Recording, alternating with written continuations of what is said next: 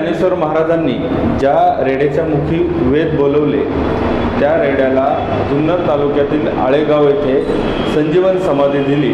मात्र त्या रेड्याचे मालक होते काळोबा महाराज, त्यांना खेड तालुक्यातील वाकी खुर्द येथे ही खरं तर काळोबा महाराजांची समाधीस्थळी आपण आहोत आणि हे वाकी खुर्द गावातील गावकरी हे नियमितपणे या काळोबा महाराजांचा उत्सव हरिनाम सप्ताह दरवर्षी परंपरेनुसार साजरा करतात। आपल्यासोबत खरं तर ग्रामस्थ आहेत, काय सांगाल काय आहे खरं परंपरा?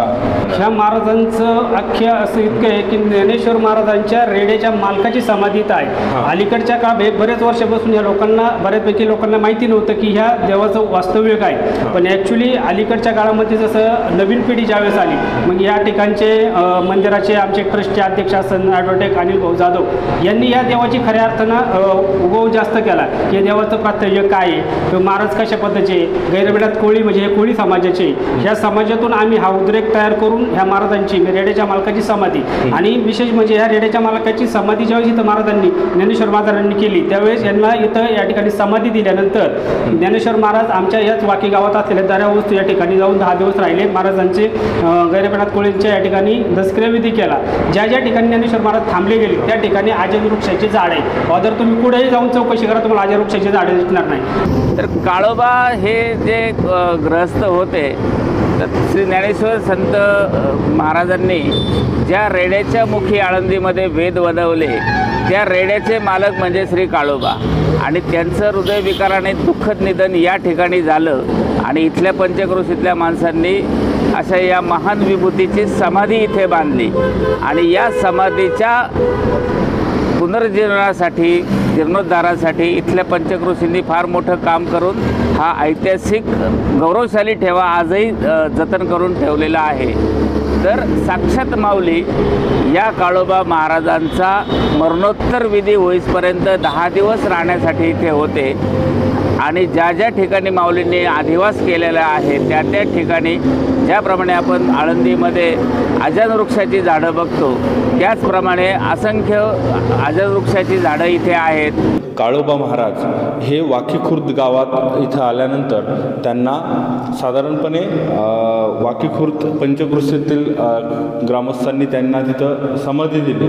त्यानंतर खरं तर माऊली या ठिकाणी आपण जिथं आहोत म्हणजे वाकी खुर्द गावातील परदेशी माळा हे दर्या म्हणतात त्याला, इथं त्यांनी काळोबा महाराजांची दशक्रियाविधी होईपर्यंत ते खरं तर ह्या ठिकाणी वास्तव्याला होते।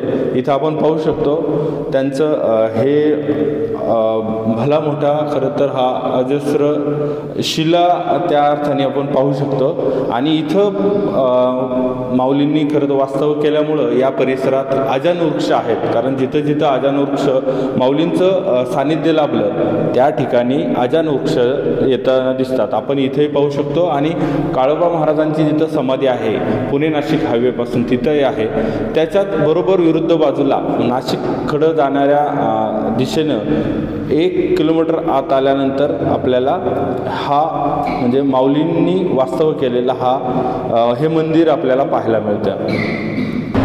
काळोबा महाराजाचं या ठिकाणी गेल्या अनेक वर्षापासून 70-71 वर्षापासून आम्ही काळोबा महाराज अखंड हरिनाम सप्ताह हा साजरा करत असतो। पूर्वजांनी चालू केल्यापासून तो अलीक 70 ते 71 वर्षापर्यंतची जी नव्या पिढीने आम्ही ती परंपरा म्हणजे गावातले सगळे तरुण असतील, बाकी ग्रामस्थ असेल, सगळ्या सोसायटी असतील, ग्रामपंचायत असेल आणि अखंड हरिनाम सप्ताहाची कमिटी यांच्यामधून आम्ही संयुक्त म्हणजे चाकण पंचक्रोशीचे सर्व वारकरी संप्रदाय या ठिकाणी लाखो भाविक या ठिकाणी येत असतात। अतिशय चांगल्या पद्धतीने सप्ताह या ठिकाणी संपन्न होतो। पण अलीकडल्या 1-2 वर्षामध्ये आम्ही कीर्तनाच्या ऐवजी आम्ही ह्या ठिकाणी कथा चालू केली आहे। तर गेल्या वर्षी आम्ही संत ज्ञानेश्वर महाराजांची कथा या ठिकाणी संपन्न केली, त्यावेळेस महाराज रामभाऊ धाडगे होते आणि ह्यावेळेस आम्ही संत तुकाराम महाराजांचं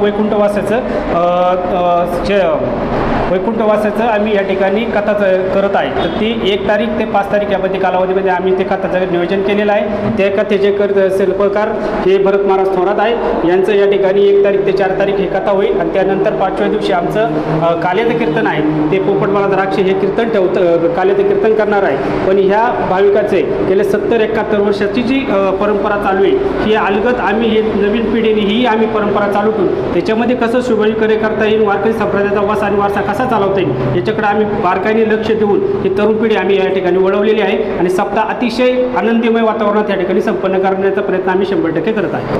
800 वर्षांपूर्वी काळोबा महाराजांची ही समाधी आहे आणि इथले गावकरी साधारणपणे गेल्या काही पिढ्यांपासून या काळोबा महाराजांचा हरिनाम सप्ताहाच्या माध्यमातून धार्मिक कार्यक्रम करून खरं तर इथं काळोबा महाराजांच्या कार्याचा प्रचार प्रसार करण्यात गावकरी गुंतलेले आहेत.